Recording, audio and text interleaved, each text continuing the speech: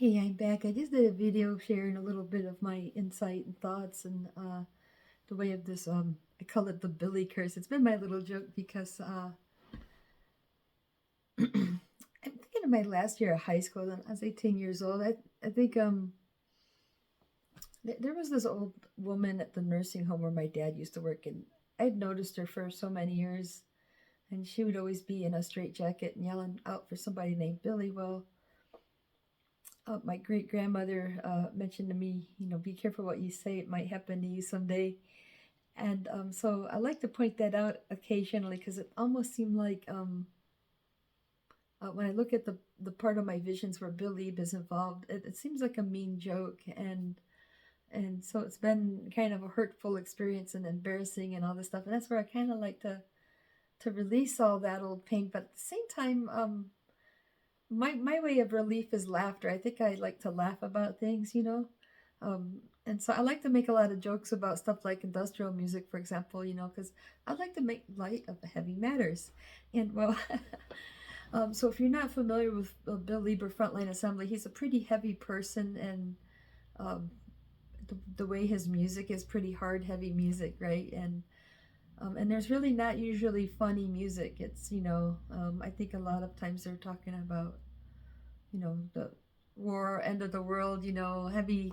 Anyways, so so again, it's like reflecting on how, okay, so I feel like I'm tricked into going for this guy, but then like now people are gonna call me crazy about it, right? So I really don't like that. I feel like um, I think one of the number one things that make people crazy is just being called crazy. That's where I feel like it's almost like I was set up to trigger people to attack me this way for a lot of reason, like so that's the Billy curse makes me crazy.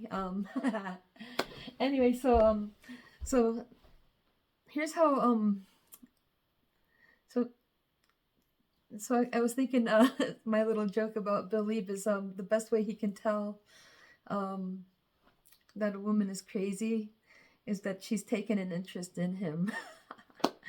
Anyways, yeah, I like to doodle, and I've had a few jobs where I was kind of stuck at a desk, and so I feel like some of the ways I take out my frustration are my cartoons. So I was going to share a little bit of these videos, these cartoons, um, and kind of it should parallel the last video, kind of like, okay, I kind of get sucked into the situation and all that, right? Anyways, I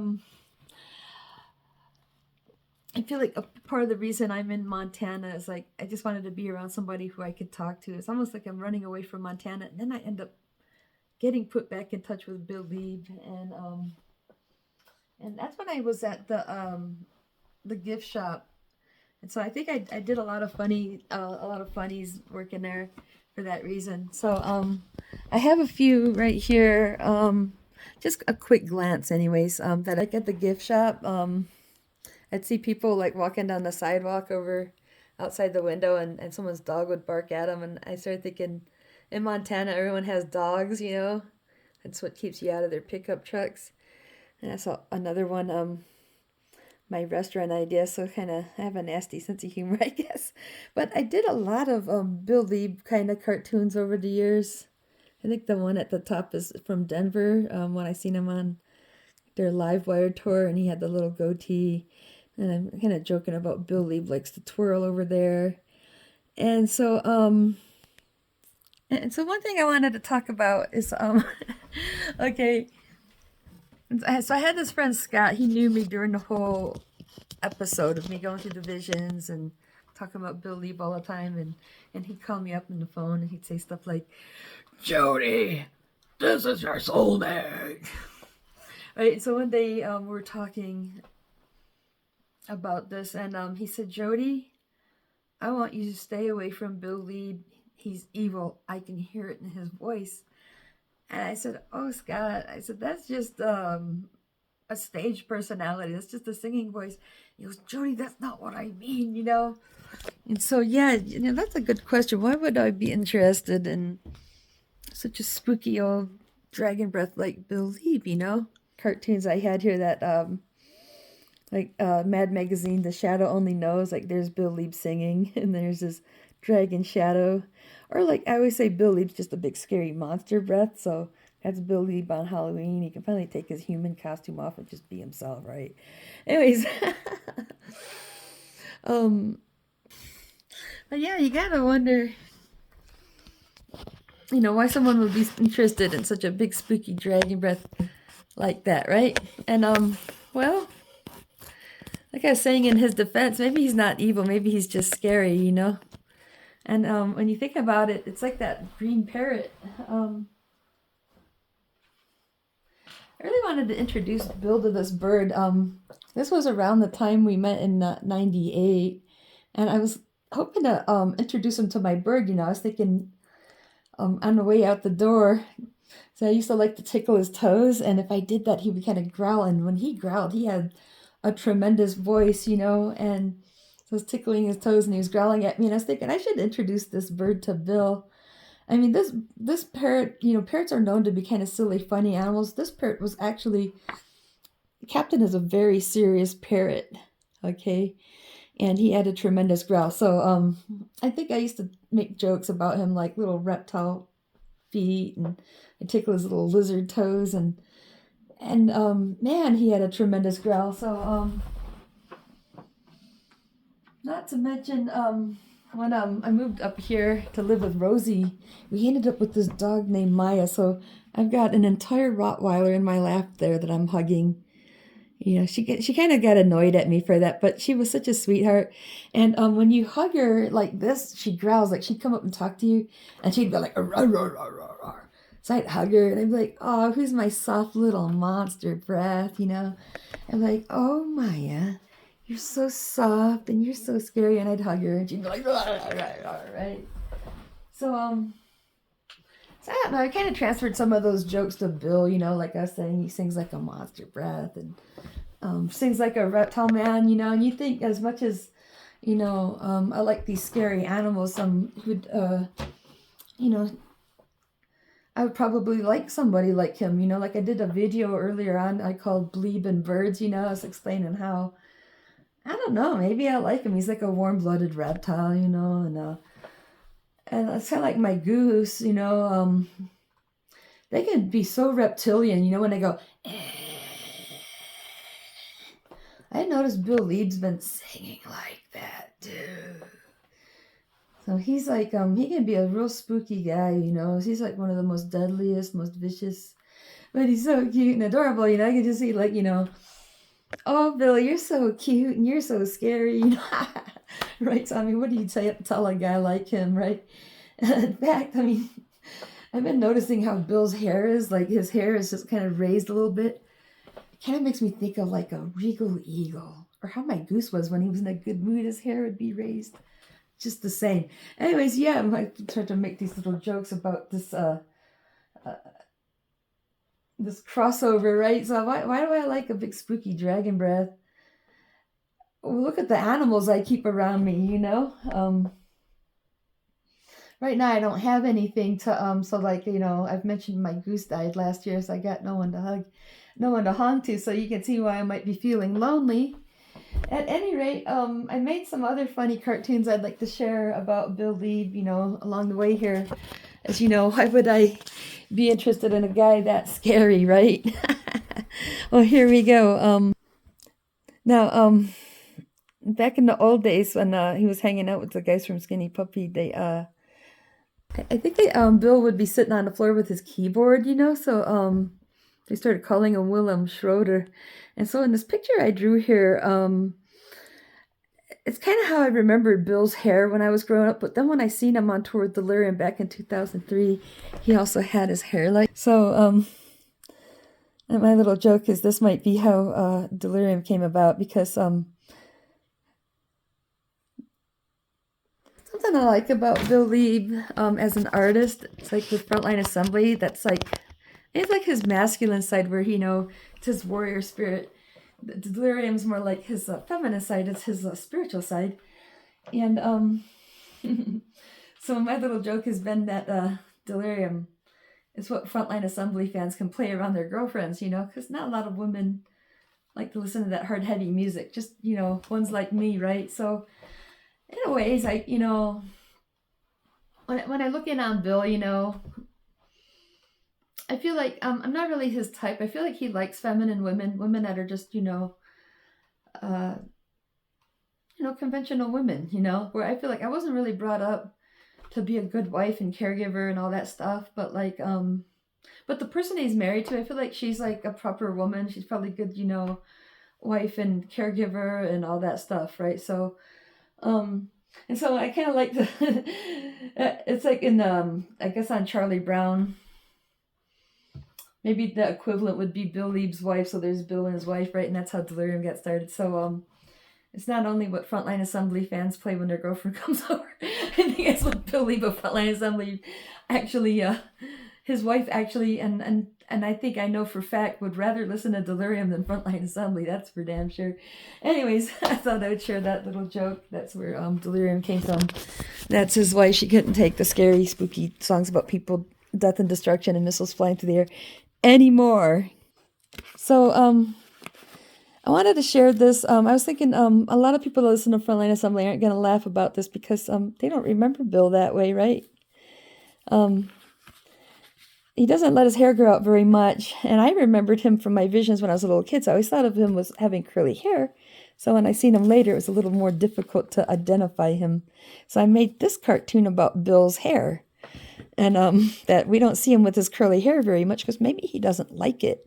In fact, I almost think sharing this cartoon might be one of the worst things I could possibly do to piss him off. Like, of all the stuff I'm going to say about Bill Lieb in these videos, this is probably going to be the one thing he's going to be the most mad about, because I'm letting everybody know that Billy Lieb is a curly-Q. So Bill Lieb is such a curly-Q, but imagine if he ran out of his hair gunk. Oh my goodness. See, the hair gunk is all gone. He's got like one drop left. So he gets the bright idea to take the light bulb out and stick his finger in the light socket, right? Check that out. So electricity coming out of his asshole and everything, right? And that's how he gets that spiky hair when all else fails. Now that's more like it, huh? So again, Bill Lieb's like this hardcore spooky kind of guy, right? He's not going to go around with no soft, cute, angelic, curly cues. But anyways, I'm kind of looking at what I'm going to talk about here because, so I've been kind of on this little quest. Like, I feel like Bill Lieb or Billy or however this works, it's like my white rabbit. I'm like Alice in Wonderland, just like, hey, wait for me, like trying to catch up with Billy this whole time. And back in 1982, when I had those first visions, where I met him the first time and we went out to play in the backyard, let me get a sip.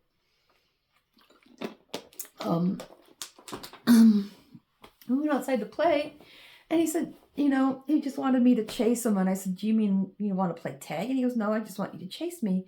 I said, like, this is kind of one of the things I'm being ridiculed for is like, Jody, you can't be chasing men like that, it's like, guys are supposed to come to women, and you don't want to be chasing a man like that, That seems to be kind of one of my criticisms, of course. And, but by, doing that, I feel like it's kind of brought me into an environment that I wouldn't have been exposed to, maybe all this type of stuff. But like, anyways, I kind of find, the type of women, like, again, so last few times I seen Bill, I think I was really heartbroken to see, there was this chick that would come and pick him up after his shows, and until 2007, like this picture I have here, let me point behind me, that's when I think you see me and Bill there, I was excited about that time. Let me turn around. And the thing is like, this was like right before my black belt testing, and that's when there was this chick, her name was Jeannie, and it seemed like, she was like we all went to the club, and I felt like Bill didn't mind me talking to him and visiting with him, but she kind of kept fighting me for him, and I feel like, she was almost like trying to pick a fight with me before the night was over, and but I was really trying to stay out of trouble because I really wanted to get to my black belt test without going to jail, right? So I was trying so hard to be polite and everything, and that probably, stuff like that kind of saves your ass, that's always been kind of on my incentive. Like when I was growing up and trying to get my black belt in Taekwondo, I probably kept me out of so many fights. But but I want to point this out because I feel like I always run into like obstacles like this around Bill. And I feel like the thing about this woman is it's more like like kind of like the Hollywood thinking, where like for example, there was this one, really famous Hollywood producer, like this big fat dude, and he always had like this beautiful actress from Germany, super brilliant German lady, and I seen her interview. I can't remember her name, but she was talking about how like he wants her to just be like this escort that goes around being pretty and not talking, and I feel like that's what Bill Lieb wants, and so just that people think it's crazy for me to want someone like him. I'm just thinking, well, what the fuck does she want with a guy like Bill Lieb, though? What's she gonna get out of this relationship, right? So you're like, this is what Bill Lieb's probably like at home. And just for fun, I'll let you take a look at some of the details. Like, okay, there's the pretty yuppie girl. She's kind of like a cheerleader type, with her little poodle. And maybe Bill just spontaneously jumps up and serenades you. I don't know. Here he is singing on the remote control about, let me see, what's he singing? Shattered dreams, shattered hopes, one of those songs. But just for fun, I put Darth Vader on his TV set. Isn't that funny? Like a little action figure. To be honest, I kind of thought Billy, when I think about the whole story, Billy's a lot like Anakin.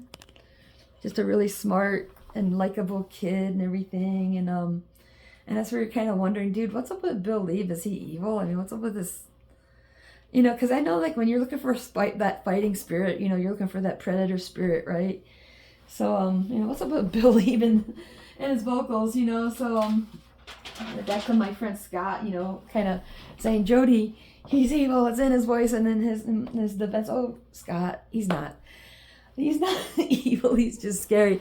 So anyways, I'm just going to rip on his vocals a little bit more here, and ripping on his taste of women all at the same time. In this one, Bill Lieb gets naked with Jeannie. So there she is. She thinks she's so lucky. She gets to go with Bill Lieb, blah, blah, blah. Even her poodle's stuck up, Look at them all fucking stuck up going in here. And then she's still thinking how lucky she is, right?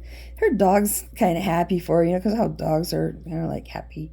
Their owner's happy, And she thinks she's getting lucky because Bill's taking his clothes off. And then we come to find out that Bill Lieb is really just a monster in disguise, right? There we have it. Thought your singing voice was just part of your stage personality. Right? First thing he does is eat the dog. She's terrified seeing this, right? And guess who's next, huh? That's right. And so here's a funny thing, right? So, and I shared this, Bill had that new girlfriend, so, the thing is I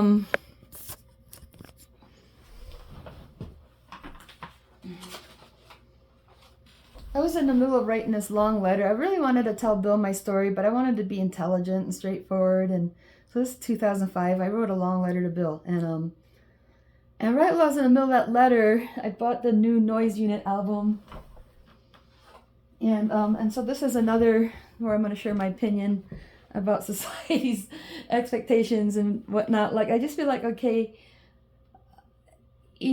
people are being taught to want this trophy woman. So like, so something I guess I figured about Bill, I don't know if it's something I read in an interview, like back in 98, I think I was going to see him, and he said something in this interview around that time of that album, Flavor of the Week, where,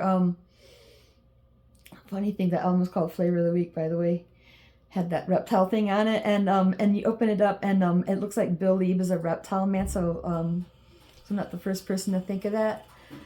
Anyways, he said that all his his bandmates and everyone are going to the club and dating women, and he has to stay home and play house. So like, if that's a hint that he's married, it's saying that he's not happy, missing out on that. And so like, I think that's what I was saying. I think I met him when he was thinking maybe he didn't want to be married anymore. And so, and just something I've learned along the way. Like, I wouldn't know all this stuff about him. Like, I personally think, maybe I'm sharing too much, because like, as a fan, like, none of this stuff really matters. Like, a lot of people go through this, like some of the stuff he's gone through. This is where I kind of want to laugh with him. I think he's going through a lot of stuff that this happens to people. I think, if you're in a relationship, for example, where like maybe the woman takes the lead, you know, sometimes guys get resentful. So I'm not sure if that's the case, but if you know, if his wife was wearing the pants in the house or something like this, you know, some guys feel like, you know, they just want to get free of that. Like they want a new start with somebody a lot younger, for example, or in this case, wanted that trophy girlfriend. And, he may not have necessarily wanted to get the divorce, but he really wanted to have this reward, you know. And so that's where I feel like, something I'm being slapped with is like, you know, what makes you think Billy would be interested in someone like you? I mean, first of all, you're not even pretty, you know. You know, Bill could, like, I had this one guy tell me, you know, you need to forget about this because Bill Lieb could do way better than you. And so here it is, you know, so why would Bill Lieb be interested in someone like me when he can have this, right? So I mentioned this before when we were going through my albums, that this is when I figured out he's got to have had a divorce. And I knew right off the bat, this is his new girlfriend, and he's kind of bragging about it. And so, you know, he was a man in his middle 40s, picking up an 18-year-old who, you know, was going to college and wanting to be a model. And so this was her big chance. So I'm not sure, you know, if she's really cut out to be a model, but this is what he, you know, he finds attractive, you know. So in my visions, when I was like in the beginning of 6th grade, I seen Billy that very last time. He actually told me he likes women with small tits. So, you know, this is what Bill Lieb gets. You see that, huh? You see that? Now, this is really important, you guys. This is what Bill Lieb gets. Now, check it out. The butthole. It's kind of ironic that it's right near the center of the CD. But here's the thing that makes me laugh about this record, okay? So he's showing off what he gets as a reward for all of his success and hard work, and you know, and there's not a single picture of the woman's face. And the way I see it, this is pretty much what the whole relationship was about, is that, you know, she's a type of sexual person that don't mind letting the man wreck her asshole, you know. And that's why we get like 2 pictures. Is this what you really want to remember her by? You know, so for calling me psychotic, I gotta say this is psychotic. You know, for me to be interested in Bill, like, I feel like, you know, maybe it's psychosis. I don't know. Maybe I don't know what's going on. But to me, you know, if you're just interested in somebody because they're letting you wreck their asshole, you know, and you don't really care about this person's life, maybe he developed, you know, maybe he's developed a relationship with them where they loved each other. I don't know how much they loved each other. I'm not going to call that, you know. I think, you know, again, you don't want to judge other people's karma, but I have to rip on these people for this because it's just like, you know, so is this really what they want, you know, what he wants to remember her by? I mean, what's going to happen when she goes missing and they come to Bill Lieb to get her description for the side of a milk carton, right? What's he going to tell her? Well, you know, she was yay tall, and she had like brown wavy hair down to right about here. And then, as far as I recall, she had one brown eye. Right, so anyways, since there was no picture available, so you know, I was again working at that job when I came into contact with this person, and this is a picture of, you know, she got herself a selfie, and the thing I didn't like about her is how pretentious she was. Like, she'd wear all these little costumes and stuff, right? And you know, so it's like Bill takes her out to these expensive restaurants and stuff. And so she seems like that little princess, you know, wants the guy with all the money. And she kind of reminds me of Miss Piggy, because you know how like Miss Piggy would always like lash out at people for coming too close to her Kermie, you know.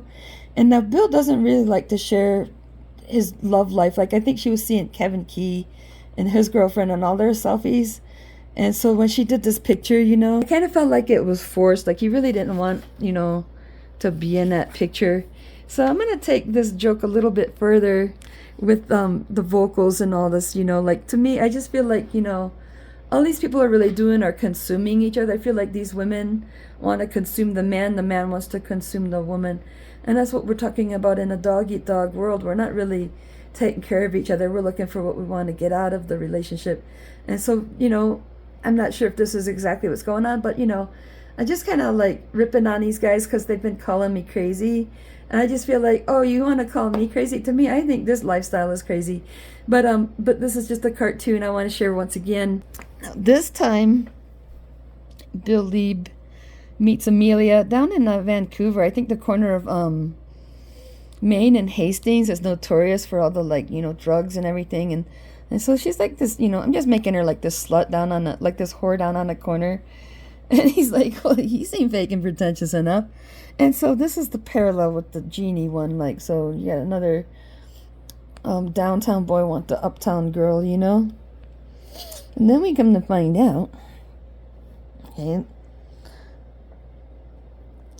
that he's not really a man. He's really a monster in disguise. See that? She's dropping her little cigarette. Okay, now, here comes spooky, scary dragon breath Bill. Rah, rah, rah, rah. So after I drew this, she started calling him the Cookie Monster. And he started calling her his little cookie pie. And I'd be like, dude, those aren't cookies. All right, now, he's kind of shocked that she's not even scared. Like, the women normally probably panic at this point. Not Amelia. Because she is also a spooky, scary reptile being. So once they fall in love, they slither off into the sunset. I think this is one of my funniest. Anyways, you guys, I'm going to go ahead and keep sharing these pictures. I think this is hilarious stuff. So I don't know. I honestly, you know, like, I would, anything I'm sharing with you guys, I would share the same. I would, you know, so I wouldn't mind sharing the same conversation with Bill. If you're watching, now, like I was saying, that girl Amelia is kind of tenacious, you know. I felt like she really wanted to fight tooth and nail, right? So, yeah, it seems like whenever I come around Bill Lieb, you know, he's always got some woman that wants to, you know, to fight me off, right? And so, in this case, Amelia, I think he just wanted her to get off my back, you know.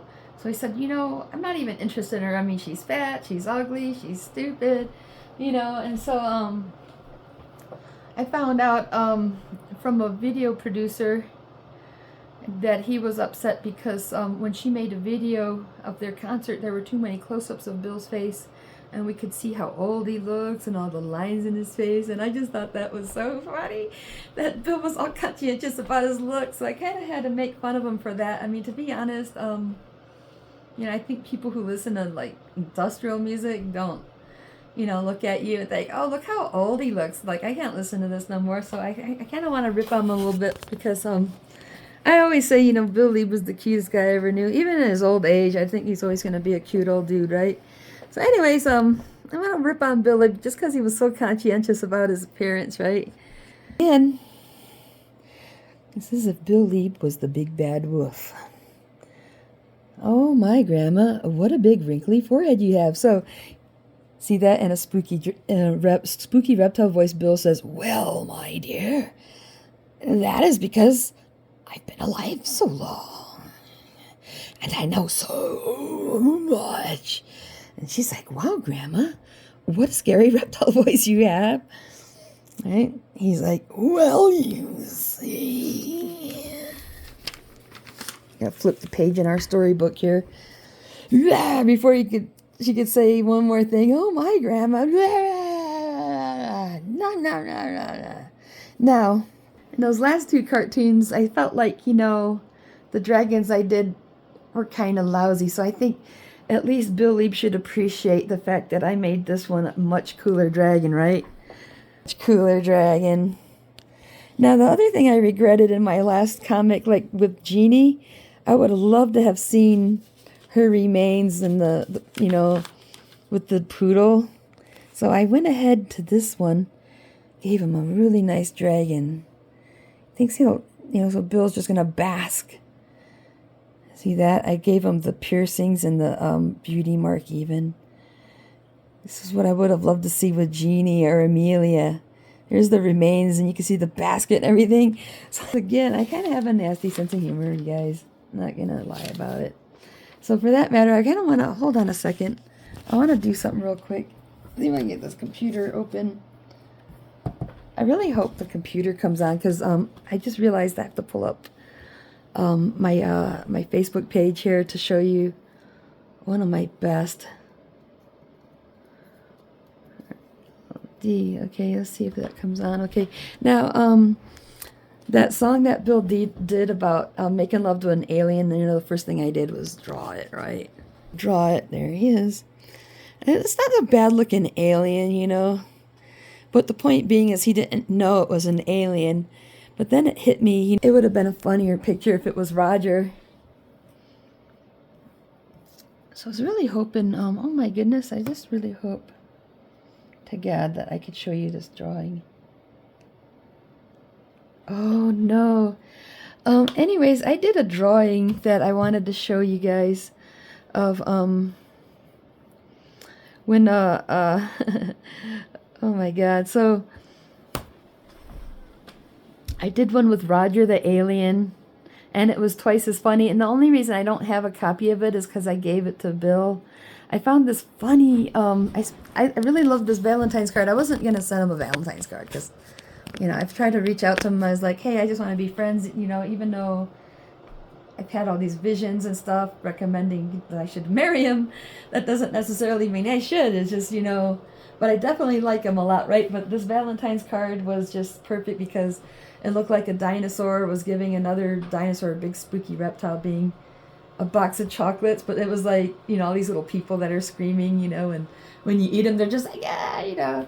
And just because of these cartoons I've been making, I had to send it to him, and so that's where that went. And so, so if you have me on Facebook, I really want to share that picture, you know. So it's just like this, except it's with Roger the alien. And but I've been saying, you know, like I just feel like, you know, I've been trying to investigate or reflect on this this part of my life, you know, like I've been put through the visionary state, and a lot of cool stuff happened, but this is just one section where I was sort of tricked into meeting Bill Lieb, and I feel like I've been rejected, and it's like, you know, what is this supposed to do? So so something I talk about in spiritual survival, like another video I discussed the concept of spiritual survival. Is there things that happen in our life that really break our heart, you know, and this stuff really breaks our spirit, and it can be detrimental to our actual survival. So so that's where like a lot of stuff that's going to happen in our life, like some people are going through it now and some people have yet. There's some stuff in your life that is very difficult to survive through emotionally and mentally and spiritually, and so it has been making me feel very hateful. Like I really, it's like I just really hate this whole thing, you know. Like I mean, of course, I think I understand what true love is, and I will know it when I find it. But yeah, it's just like, you know, what was the whole point of this? Are they trying to make me evil or what? You know, like, so so when I was living down in Denver, I thought Bill Lieb was in my neighborhood. You know, I thought I'd seen him near my building, and I was going to that I think mindphaser.com, and I'd mentioned it, and so some of the people had joked, maybe he's trying to steal your bass lines, you know. So I kind of thought this would be a good little reflection. So on those times, I mean, because like, so let's say I was at that house, that place in the Acacia, so I had the basement apartment, and let's say I'm down there and I'm all mad at Bill Lieb, and so I'm like pounding out some techno. So I'm really angry, like maybe I'm writing some anger-fueled music, but meanwhile Bill Lieb was spying on me.